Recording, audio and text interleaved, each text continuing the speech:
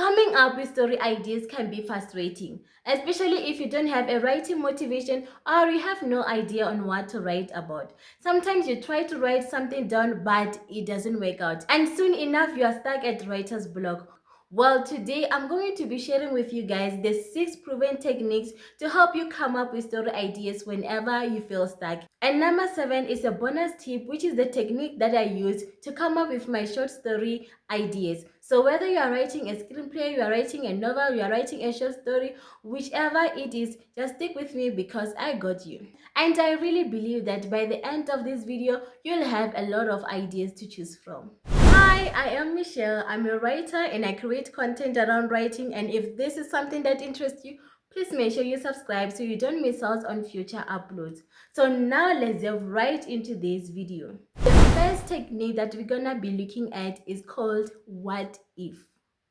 So what if is the most powerful question in storytelling. What if a child discovers he's a lizard? What if the world ended but nobody told you? What if you can spend 100 days without sleeping? What if your dreams can be recorded and be sold? What if your reflection on the mirror has its own thoughts? What if you can go back to being young? So asking what if gives your brain the permission to explore possibilities without worrying about the plot yet. And it also takes you to an imaginary world where the impossible becomes possible through your imagination. Well, think of it like a child. While children are limited by what's possible, it's only when we get older that we realize that certain things can't really happen. Hence why you find children asking questions like, can I go to the moon? Can I touch the sky? Can I fly? Can I become an old person? So children ask this type of question because they are naturally curious. And that curiosity is what you need. So grab a notebook and write down the what ifs you can think about, and you'll be amazed by how many ideas your mind can generate when you allow yourself to imagine freely. The second technique is use your life. While you might think your life is boring, only to find out that your life is a gold mine of stories. Look at your relationships, look at your past, look at your grandma's stories or your uncle's stories, your adventures, your high school drama, or even more interesting, your childhood fear that still lingers. For example, your fear of darkness can become a horror story. If you're in a long distance relationship, you can write romance about love across borders. Or maybe you are once married, but then your marriage didn't work out because of family conflicts and drama or whatsoever. So you can write something about it. You can write a drama story about families, or you can write drama story about marriage. There's a lot you can play around with that kind of a story. Another example, maybe you once did an illegal activity that got you into trouble. That's also a story. You can create something around it. So all you have to do is just to do a self-reflection. Just look at your life and think about that event that changed your life, or maybe an event that changed your family's life.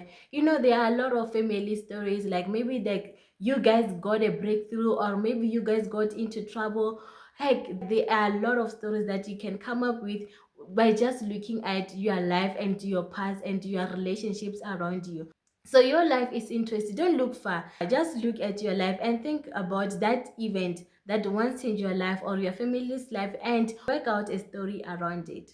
The reason why I'm advising you use your life experiences is because the most relatable and impactful stories come from real life experiences. So all you need to do is to just sit down and think of that event and ask yourself, how can I turn this to a story?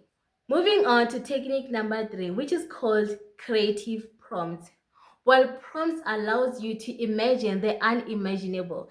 This is where your brain becomes at work, because here you are imagining the unimaginable. Well, instead of coming up with common stories that we see everywhere, here you're coming up with something that is unique, something that is of you, something that comes out from your imagination, and something that is of your signature. Well, here are some of the examples of the prompts that you can try out. Well, write a story about a world where lying it is impossible. Write a story about a tree that appears once in a year. Write a story about a world where lying is impossible. Write a story about a tree that comes once in a year. Write a story about someone who finds a letter and that completely changes their life. Think about a character that wakes up in someone else's body. Think about a world where people can travel to the future. Think about the street that turns into a train at night. Or even more interesting, a world where dead people are given a second chance. You see how many possibilities there are for you to create something that is fresh, something that is creative, something that is unique, something that is out of the imaginary, something that is out of this world, and something that is you, that has your own signature. So as a writer, do not limit yourself. Do not limit your creativity. Do not limit your ability. You are capable. So keep your creativity up. Even if your idea seems small or it seems silly, hear me out. If a reader believes in your world, then you have done your job as a writer. Because remember, our job as a writer is to make readers believe into our world and make them believe that the world that we created is real. So if a reader believes in your world, then you have done your job as a writer. So now let's move on to technique number 4. Well, if you watched this video this far, please subscribe, because if you watch this far, that means you are enjoying. Okay? Well, anyway, let's move on to technique number 4, which is still like a writer. You heard me, you're right. Still like a writer. Not like a not like a thief, like a writer. What do I actually mean when I say still like a writer? Well, think about stories that your uncle, your grandmother, your mother, your father, your brother, whoever it is, once told you. One of those stories are scary, one of those stories are mystery, some are fiction, some are just lovable, and some are just drama, like a full of drama. So why don't you just take one of those stories, remix it, and make it your own? Well, the truth is that most stories that we see on TV or in books aren't completely original. Some are just old ideas with a twist there and there. And I believe you can also do the same thing. So if you don't want to take this route, then you can find an inspiration from TV, social media, or the events around life. Let me just give you an example with TV. Maybe sometimes when you are watching news on TV, as someone's story may just pop up on TV, and then that can interest you to write a story about that particular event. Or even more interesting, social media, because social media has a lot of people and people share their stories and share their journeys on social media. So maybe someone's story on social media can inspire you, and then you can maybe take that story and work something around it, because there are a lot of stories on social media. Like if you scroll through social media, then you can find a bunch of different stories. So you can just pick one of those stories and then work something around it. That's how writers work. Like, moving on to technique number 5, which is social impact. Well, sometimes as a writer, you don't want to write story just because of entertainment, or maybe you don't want to write a story for the sake of having a story. You want to impact people's lives.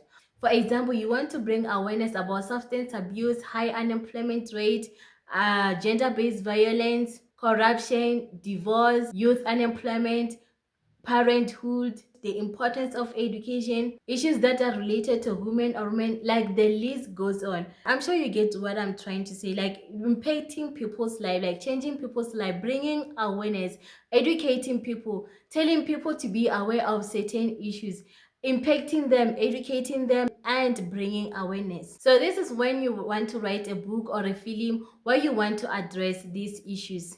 So think about a social issue that you believe it needs to be brought to light and work out your story around it.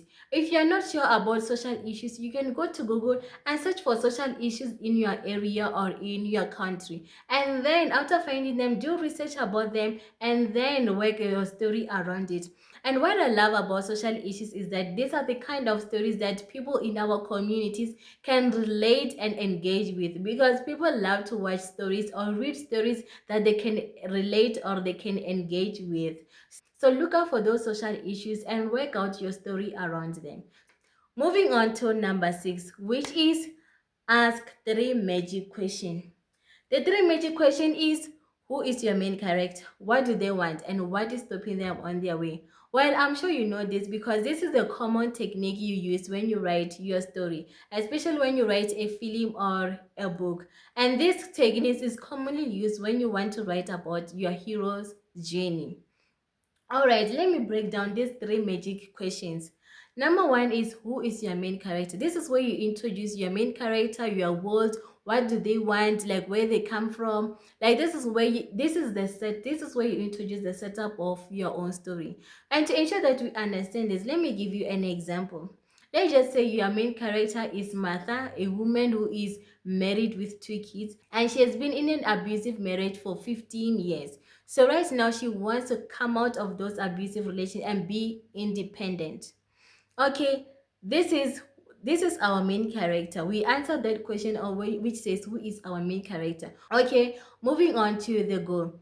The goal is like setting up what is it that your main character want. What is it that your main character want? So in this case, Martha wants to come out of her abusive relationship. Okay, we know the goal is to come out of the relationship. So the last question is, what is stopping them on their way? So what is stopping Martha on her way is that her husband is abusive. Whenever she tells her husband that she wants a divorce, or maybe when she tells her husband that she wants to leave marriage, like her husband threatened to kill her. And also, let's just say she's unemployed. If she leaves, she has two kids. Where is she going to get the money to feed the children? And her husband is also a threat. So in this case, her husband is an antagonist. We answered the question, who is our main character, what do they want, and what is stopping them? We have Martha, she wants to get out of marriage, but then her husband doesn't want her to get out of marriage. Whenever she tells her husband that she's looking for divorce, her husband threatens to kill her, and also her social status doesn't allow her to leave this marriage. So since Martha is in this position, what is she going to do? This is where you as a writer, this is where your creative mind as a writer comes in. So you are just going to give her the challenges, the obstacles of what she'll be doing in order to get out of the relationship. So will at the end Martha get out of the relationship, or will she not? So that's you. So you as a writer need to be creative around your story and ensure that at the end of the day, your main character gets their goal or not. But these are the three magic questions that you're gonna need when you write a story. So just sit down and ask yourself these three magic questions. So if you can answer these three magic questions, then you have a story, and then you can develop your story further until the end. And there you have your 6 techniques to help you come up with story ideas. So now let's move on to number 7, which is a bonus tip from me to you. This technique is what I use to come up with a lot of my short stories. It works for me, and I believe it's gonna work for you, which is observation. Well, let me just give you an example. Let's just say you're going to a grocery store, and when you reach there, you find out that the store has just been robbed. Well, instead of seeing it as a robbery, think like a writer.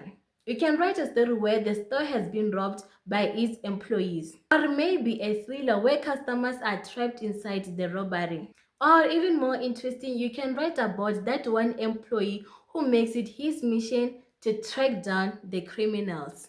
So see how one event can become many stories? Well, the key is to look closely at what is happening around you, not for what it is, but for what it could be.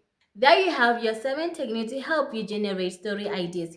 I hope you found this video helpful, and feel free to watch this video again, and maybe with a notebook so that you can draft down the ideas that you can think about. And with that said, thank you so much for watching this video. I really appreciate it a lot, and if you found this video helpful, please make sure that you like and subscribe to this channel so you don't miss out on future uploads.